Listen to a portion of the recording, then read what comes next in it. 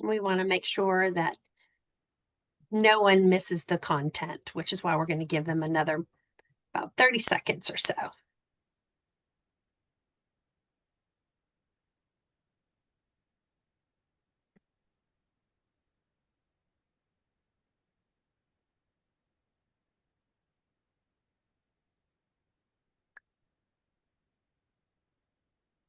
All right. So welcome everyone. Good afternoon. Welcome to today's session on crafting an academic CV, a comprehensive guide for scholars and professionals. My name is Stacy Robinson, and I am a career coach here with American Public University System. My co-host today is Dr. Bethanie Hansen, Associate Dean for the School of Arts, Humanities, and Education. Today, we are going to demystify the academic CV and help you present your achievements in the best light possible. We ask that you have cameras off and microphones turned off until the end. Jot down any questions you have along the way, or you can drop them in the chat for us to hold until the end, and then we will have a good amount of time for a Q&A session at the end of today's presentation. So let's go ahead and jump right in. Let's take a look at what we'll be covering today. Our session is designed to give you a comprehensive understanding of academic CVs. So you'll leave with some practical strategies and clear next steps. First, we will discuss the difference between CVs and resumes. Many people use these terms interchangeably, but they serve very different purposes. Understanding the distinction between the two will help you choose the right document for your career goals. Next, we'll talk about how and when to use a CV. Academic roles, research positions, certain international opportunities require a CV, while other jobs may call for a resume. So we'll help you clarify those scenarios so that you know exactly which document to submit. Then we'll explore some best practices for formatting and tailoring your CV. So because presentation always matters. So you want to make sure you have a well-organized, easy-to-read CV so you can make that strong impression. After that, we'll cover some common pitfalls and how to avoid them, from inconsistent formatting to including outdated information. We will help you be able to find your mistakes and get them corrected before you submit. Throughout the session, again, like I mentioned earlier, I encourage you to jot down any questions or thoughts you may have. We'll have time for some questions and answers at the end, and Dr. Hansen and I will be happy to address any specific concerns that you may have. By the end of today's workshop, you'll have a clear roadmap for building an academic CV that showcases your achievements and helps you stand out in a very competitive field. So what is a CV? A curriculum vitae, or what's commonly referred to as a CV, is much more than just a list of jobs or degrees. It's a comprehensive document that highlights your academic and professional achievements throughout your career. So let's break that down. A CV is required in academia, research, and medical fields here in the United States. If you're applying for a faculty position, a research grant, or a fellowship, you'll need a CV. It's also commonly requested for academic conferences and some international roles. So unlike a resume, a CV is a detailed and expansive picture of your academic credentials. While a resume is typically 1 or 2 pages and tailored for a specific job, a CV can be several pages long.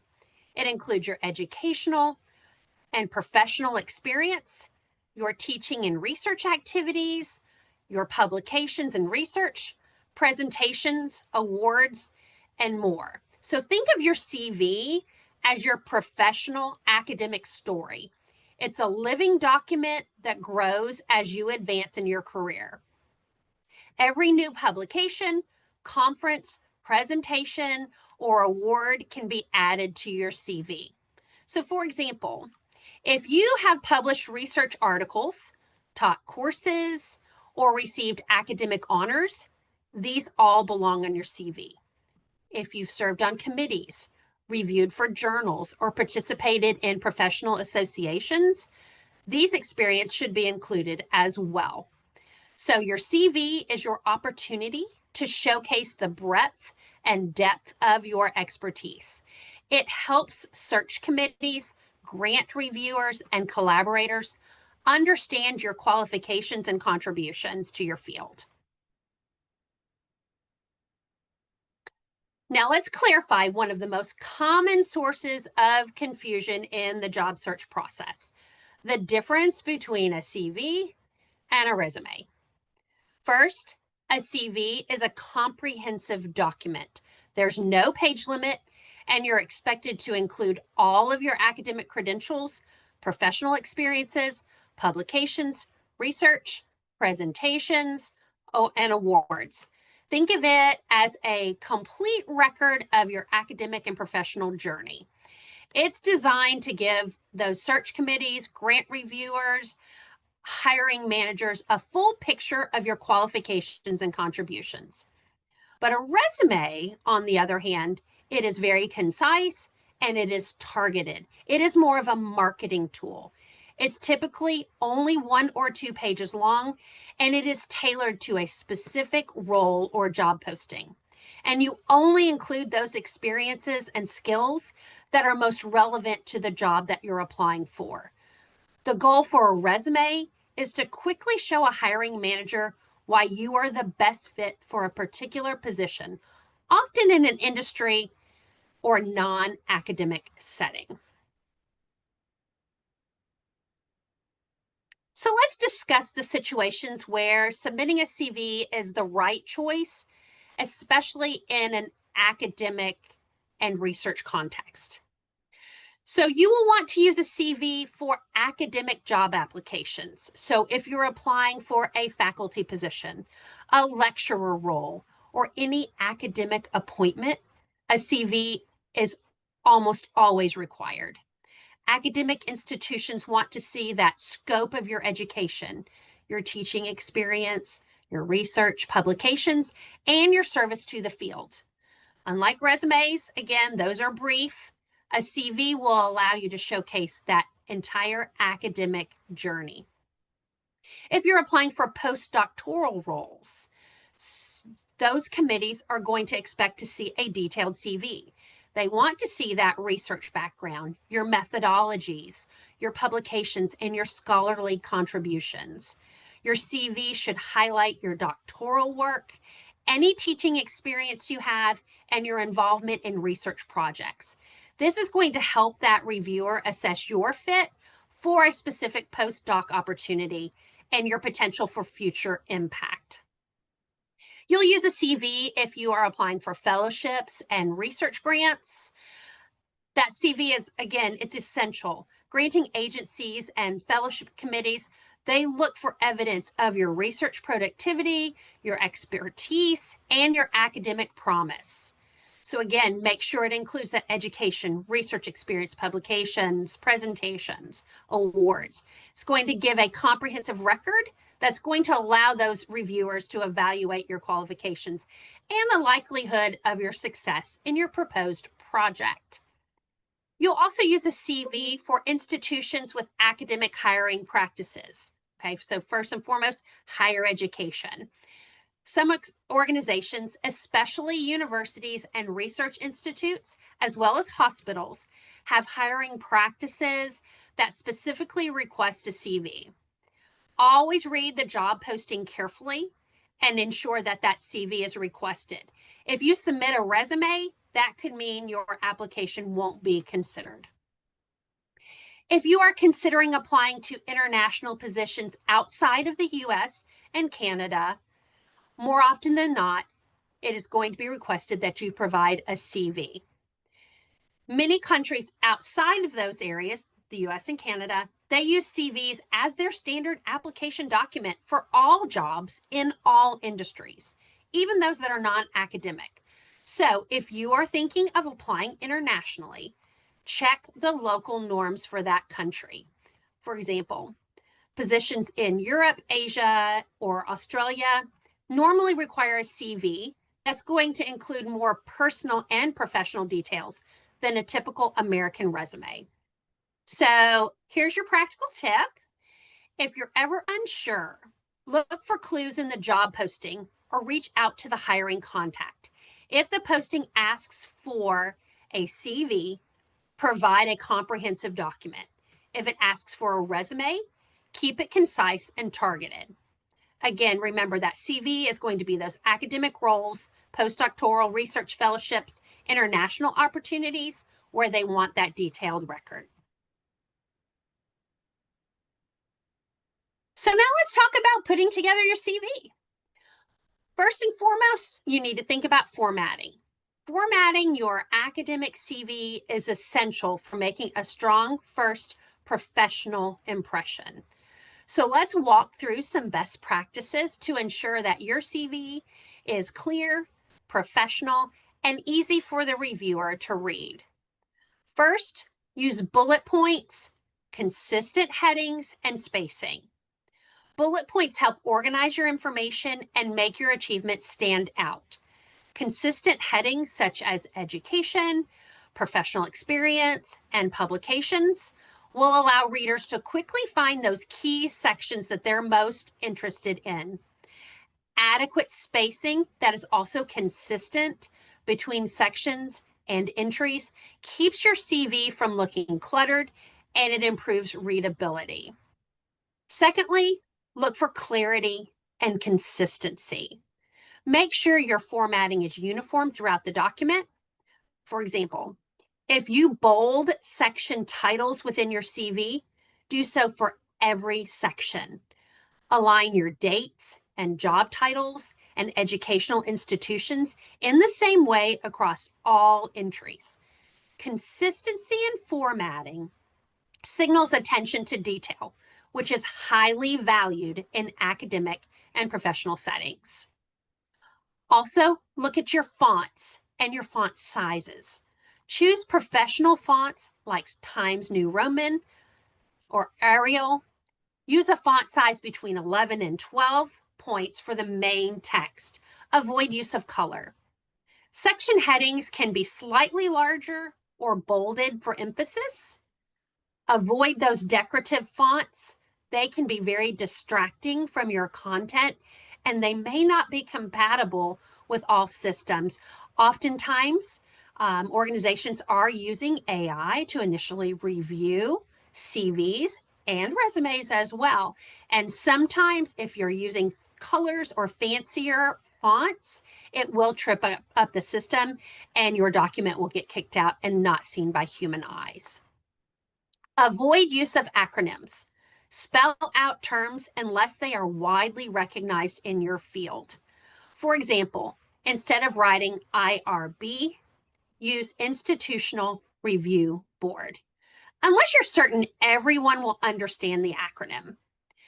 This ensures clarity, especially for international readers or interdisciplinary committees that may not be as familiar with your content area. Think about your file format when you save your document to send it off. Save it as a PDF, unless the application instructions specify another format. Saving your document as a PDF will preserve your formatting, and it is compatible across devices and operating systems. Double check that your PDF opens correctly and that all links, if you include them, are functional.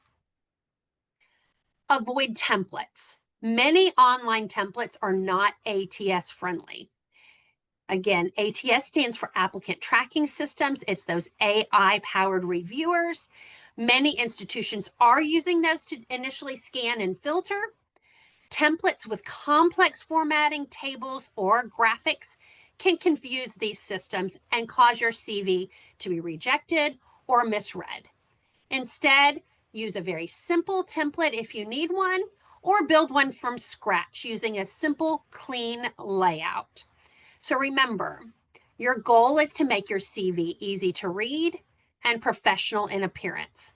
Clear formatting helps reviewers focus on your achievements and not on deciphering your document.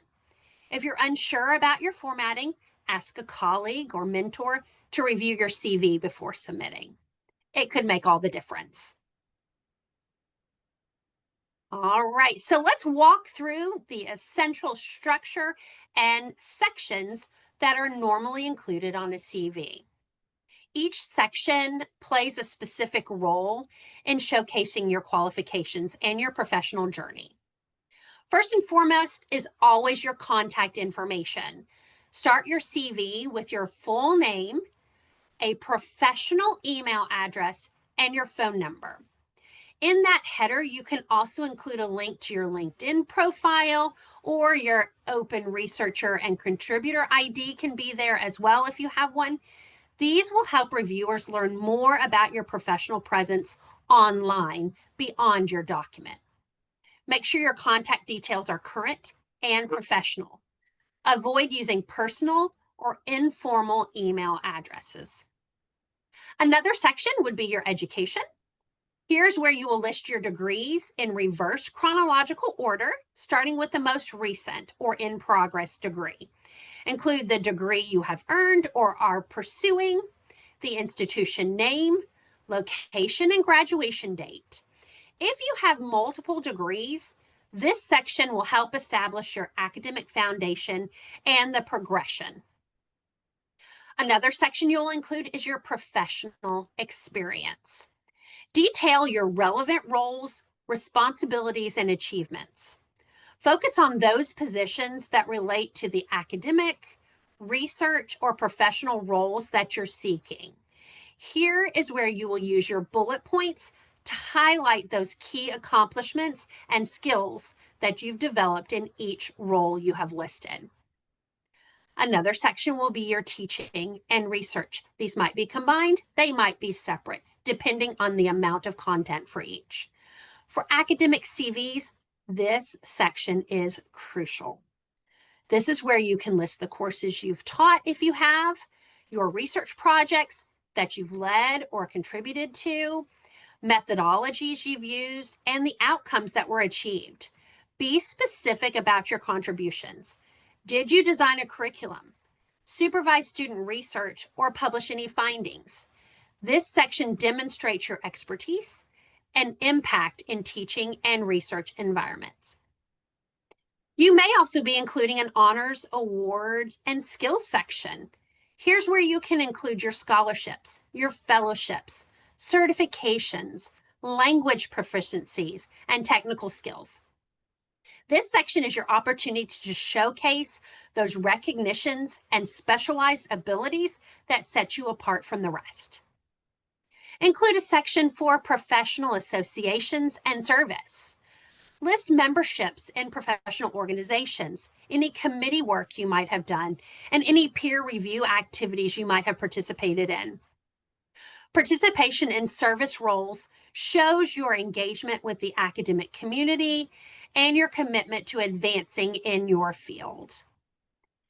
You will have a publications and presentation sections if you've had them. If you're early in your career, you may not have some of these sections yet, and that's okay. Use a consistent citation style such as APA or MLA for all entries. Include peer-reviewed articles, book chapters you have written, conference presentations you have done, and any invited talks you have participated in. This section is where you can highlight your scholarly contributions and visibility within your discipline. So remember, the goal is to present a comprehensive, organized, and easy to read record of your academic and professional achievements. Each section should be tailored to the position or opportunity that you're pursuing, emphasizing the experiences and skills that are most relevant to your goals. It is also important to note that the order in which these sections appear in your CV may vary depending on the role for which you are using it. So when you're determining the order in which you want to use these sections on your CV, think carefully about the section or sections that speak most directly to your qualifications for the role and move those sections higher up in your document. Now I'm going to hand it over to Dr. Hansen to add her thoughts on CV structure and sections, and we will progress further into our presentation today. Dr. Hansen, the floor is yours. Thank you so much, Stacy. I really appreciate all these sections being listed out in great detail, and I want to just mention a few things on the parts that have already been spoken about. Just for those of you watching this presentation, I've been an educator for 30 years, and I have kind of 3 different fields that I've worked in professionally. It's been the K-12 education, higher education, and then also coaching and executive coaching. But I have a whole side of me that's like a musician and all of that too. So when we're looking at these sections of the CV, I think about that a lot because I really do personally have distinct different career paths that I have a lot of experience in. And it's not easy to write a CV when you have that kind of experience. Maybe some of you have those kind of backgrounds as well. One note, we'll start with just back under the education section. If you get a doctoral degree or have a doctoral degree and you've written a dissertation, or if you have a master's degree that had what we call a thesis or a dissertation, you always want to include the title of that in that listing of the education itself. So you're going to list it just like any other degree, but then right under that particular degree, you list the dissertation title or the thesis title. Always important. And sometimes, depending on your age and industry experience and academic experience, you may take the professional experience and even split that out into a couple different sections. Some would be industry experience, or you might call it professional background, and then separate out your academic teaching or academic experience where the teaching and research and maybe some other things that have to do with those roles might go. And the other thought I had about that was it's really important when you're writing bullet points about these roles that you have or the experience you have, that you keep them minimal and concise. Like you might have done 25 amazing things in a particular role, and maybe you were there for a long time. But you want to pick the most important ones and the most relevant ones and really just leave the rest off because no one's going to read it if it's paragraphs of detail about that. There are some optional sections you could also think about adding to this section. If you're a teacher and if you teach whether K-12 or at the college level, you could include a teaching philosophy summary section. If you do a lot of volunteer community service, outside of the honor skills and awards, somewhere in between professional associations and service, you may have a separate section that's about community engagement and service. And especially if you're a media person, if you have podcasts, blogs, or different things that relate to your field that are professional, you could add those in a whole separate section called media features and podcasts. That's not something we always think about putting under professional publications because those are more like print things, journals, and things like that. So it's just helpful to think like what's even more unique about you if you have any of that, and to add those. In my own CV, my CV is pretty long because, as I mentioned, I've been working for 30 years in this field. I would like to just suggest that you never give the whole CV to anyone because many pages they're not going to read. I think mine is 55 pages or something like that at this point. So when you're thinking about the sections, you may even decide that you're only going to include the last 10 years or the most important things, whatever phase you're at in your career journey. I've taken this, and most recently, I had an opportunity to become a community band leader for a jazz band here in Boise, Idaho, where I live. And they just asked me for my latest CV to show my music background. And so I just went ahead and rearranged it and put the section with the professional associations and service closer to the front. And even though it's been a while since I taught K-12, I moved that up to the front. And I also put some of the more relevant things that had to do with that and just took the rest off. So even though this is a listing of the sections, you may actually decide the sections belong in a different order for a different opportunity. So that's an example of something I recently did that you might try. We can go ahead to the next section. And this is going to be tailoring your CV for various circumstances and audiences. So the first thing I already mentioned is you want a master CV that is a comprehensive version with all of your experiences, all of your information, and all of the details. You can always remove things, whittle it down, and keep different copies. And you want to customize it because you should tailor it for a fellowship application, a conference, a job application, all kinds of opportunities, or maybe that community band leadership job that you want. The tailored versions might be role specific. You might emphasize the relevant content. Maybe they're industry specific. You might be applying for an academic role over here or an industry role over there, and those are going to look a little different. So think about whether you want to include a lot of your writing and research if you have that, how concise you want them to be. I also want to point out that a lot of times we think about listing what we did, but really when someone reads your CV, they want to see what the results were. So instead of saying like, I led a team of 10 people, we would say something like, the team I led of 10 people produced XYZ results. So it's also important to think about the language of results focus in your CV, no matter what it is. And then use keywords, mirror the language from the job description and the call for proposals. That's especially important when you're using like LinkedIn. If you share your Vita during LinkedIn application process, those keywords are actually going to flag your document and help move it forward if you tailor it to the role. Want to just point out a couple of specific areas like the academic job market, where you would emphasize research publications and teaching experiences, dissertations, research interests. A little different from this would be a leadership role in higher education, where you might want to highlight any kind of administrative experience, committee leadership, any kind of strategic work or initiatives you were part of. Even if you didn't lead them, but you were just a member of a group that participated in that, that's still important. If you're doing a CV for industry or consulting work, you might want to move your skills and professional experience closer to the top and use more language that resonates with non-academic employers.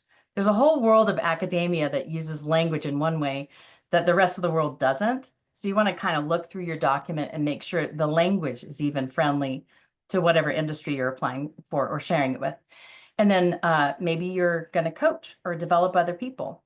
You might showcase your certifications, the workshops you led, and the client impact you had closer to the top as well. So whatever the job or the role, think about what they're going to be looking at and how it needs to be on the first page or two at the very least. I think we're good for tailoring. So we want to talk now about how to share it. So if you're going to a live event, of course, you're going to bring printed copies. And especially if you're at an academic conference or a job fair. I've actually seen, whoops, we got to go back one slide. Sorry about that. That's okay. I've actually seen some people have a business card instead of a paper version that has a QR code on it. And you might share the business card and the QR code links to a PDF of your CV that's online.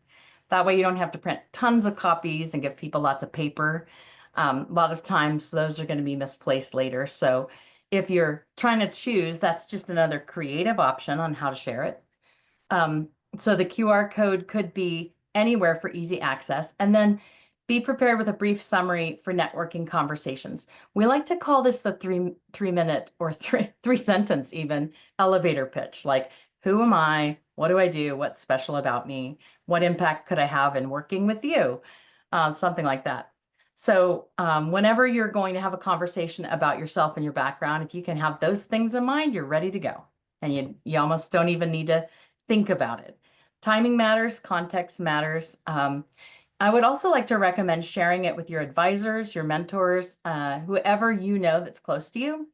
I've had others in my field look at mine occasionally and give me tips on formatting. Most recently, a few years back, someone advised me to remove all the periods at the end of short phrases. And especially on the first page, it just looked like there were a lot of dots everywhere. So sometimes you get little tips like that from people. So sharing with your advisors and mentors is a really good thing. Think we've got that one covered. So the last one, common mistakes to avoid. Let's talk about these. There are so many mistakes we can make with these. They don't have to be perfect, but we can do a few things that really distract and also invalidate what we're sharing.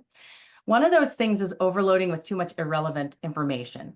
Avoid including unrelated work or outdated skills. Now, the exception to that is if you have industry experience that you can highlight transferable skills that could still relate to the role, even if they're totally in a different industry. I think even though it's not the exact same industry, when those skills are pointed out, you can highlight the connection to what you are applying for.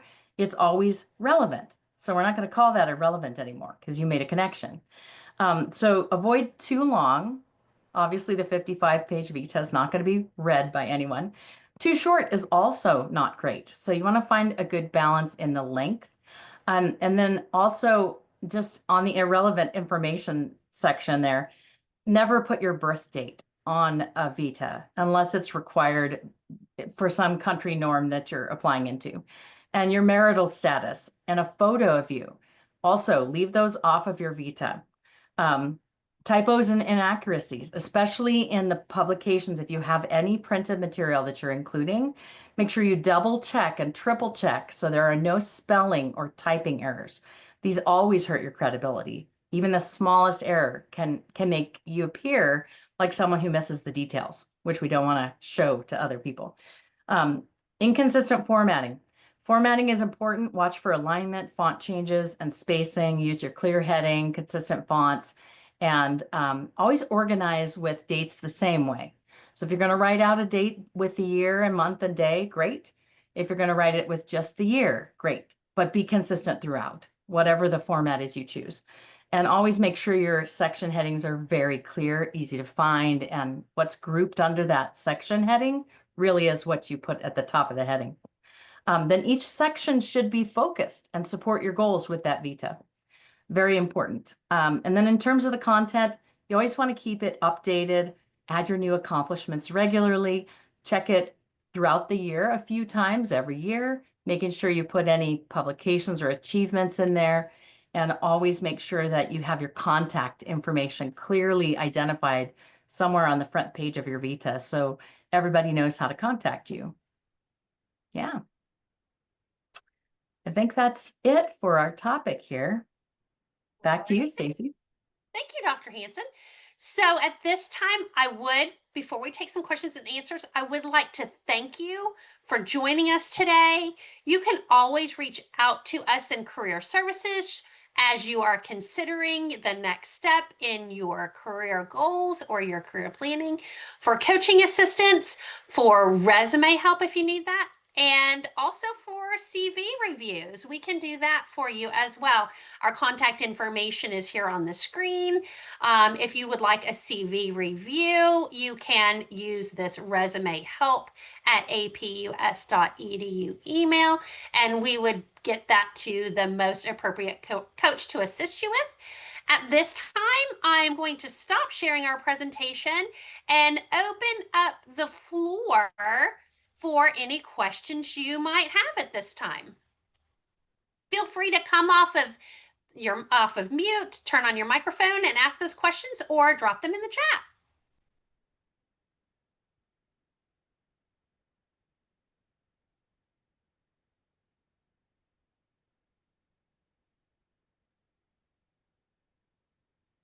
Okay.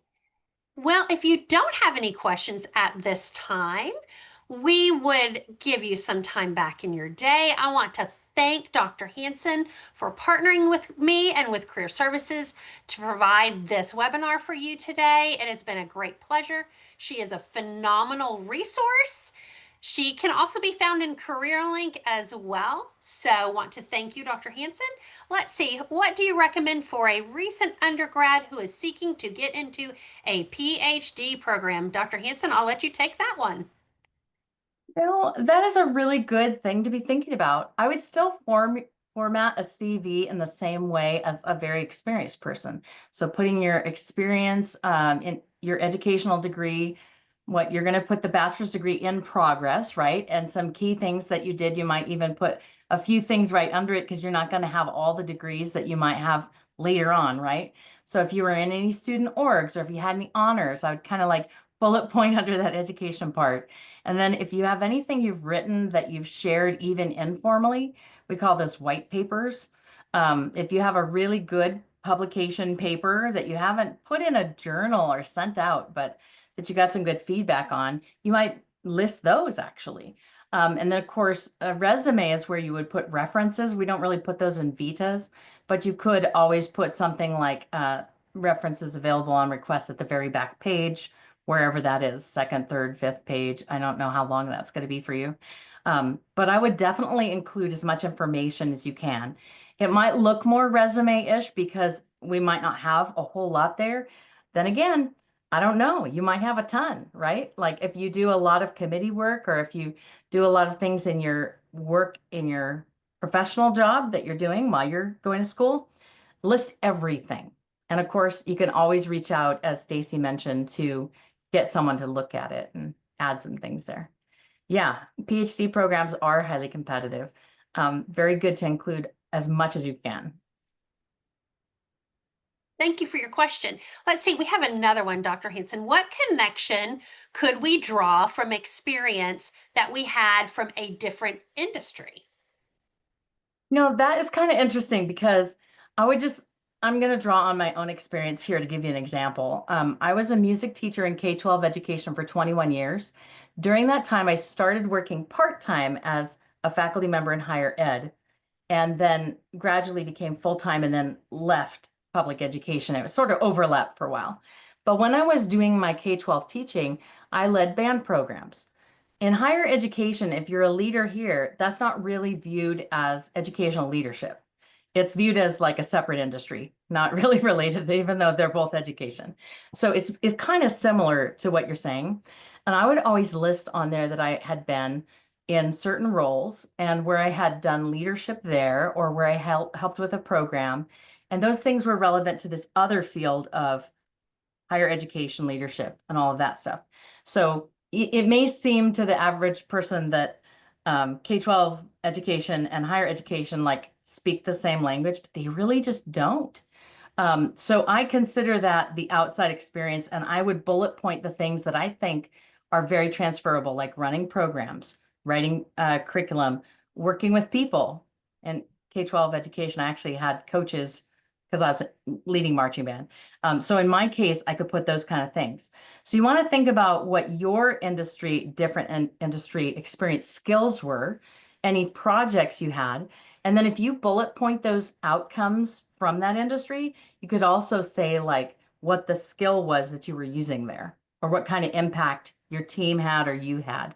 Very important to think big picture when you're doing that because you can find connections in everything you have done in the past if you really look at it at the bigger picture level and the skill set. Thank you for your question. I'm running with some issues that if I don't add it would show a gap in my work experience.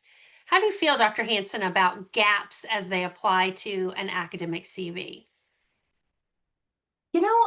I don't know enough about that, but I have had some colleagues where I've seen them write the the gap period and what they did during that period. Like they just called it out. But I've also seen other people not do that. I don't know what a good best practice is. I would like to say, I'm not sure what your case is, but I have known some people say who were a stay-home parent or who were temporarily disabled, or there's a lot of reasons why we have gaps, right? Whatever you were doing during that time, if you put, like, even if you had a volunteer thing that you did, like I would highlight that during that period of time. And during this period of time, I developed the following, maybe it was life experience. If it was like stay home parenting, I would say like that is like a corporate job. I know that not all corporate job people think that, but I have been a stay home parent for a short time myself, and I would put like all the different skill sets that were used there. You got to coordinate schedules, you had to work with people to get them where they needed to go. And you have to kind of wordsmith that, maybe even use an AI app to help you kind of translate that into the skills you want to list. But you could put, volunteer period or whatever it was, and some of those things that you just did personally as like the outcomes. Or you could leave it off and just address it if it's asked, but have them ready to go in the same way. I just think we underestimate what we did when we were not working at different points in life, when really so much was going on that could still be talked about and could be beneficial to you. Dr. Hansen, that's exactly how we advise our students Oh, to address good. their gaps on their resume. And we do also say that they can list it, exactly what you said, show what skills you did during those times. Even if you had to be a caregiver, maybe for a sick or ailing family member, you're coordinating doctor's appointments, you're coordinating transportation, you're coordinating care. There's a lot of multitasking there. So you can format it as experience, as work experience. You can leave it off and address it if you're asked, or you can also, if you include a cover letter, you can address it in a cover letter as well. Yeah. Do you mind if I go back a little bit in the chat? Uh, Sure. I noticed we had this comment.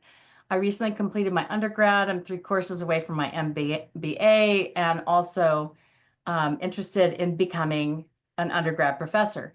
Most universities require a completed master's degree to teach undergrad classes. So even though a person may be close to done, it's unlikely if you're applying for academic positions as faculty, even part-time faculty, it's unlikely you would hear from any institution without that completed master's degree. So I just want to put that out there for the person who wrote that.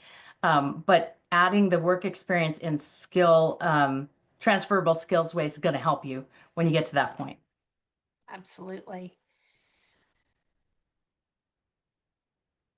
Let's see, I have field experience in my area of study, international relations and global security, but I don't yet have research publications or experience with think tanks or academic journals. In your opinion, how much weight is given to practical experience compared to research output when applying for educational positions at the university level?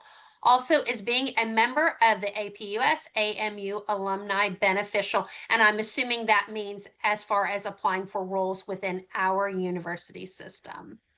Yeah, I'm not really sure about being alumni. If anything, okay, I've interviewed hundreds of people for roles at APUS. I used to be a faculty director here, and I managed at any time over 120 faculty at a time, and a lot of them were part-time. So I was always hiring in new folks. Sometimes folks would leave because their life changed and they weren't interested in teaching anymore.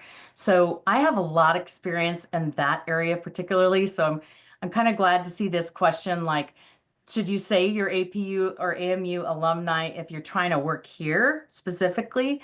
And I'm not really sure about that one.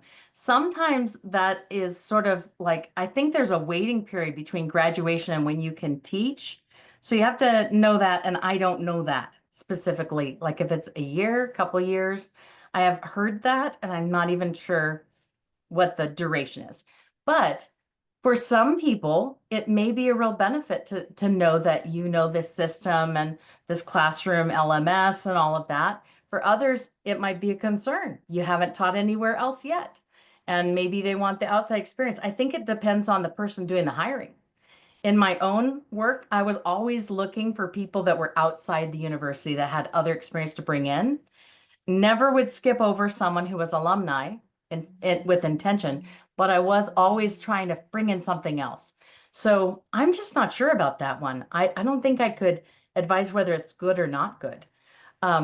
But on the issue of the publications experience or not publications experience, I would like to say that if you're trying to get an academic job, if it's a full-time job, that's going to hurt you. You need some. If it's not a full-time job, if it's part-time, that's really not a big deal.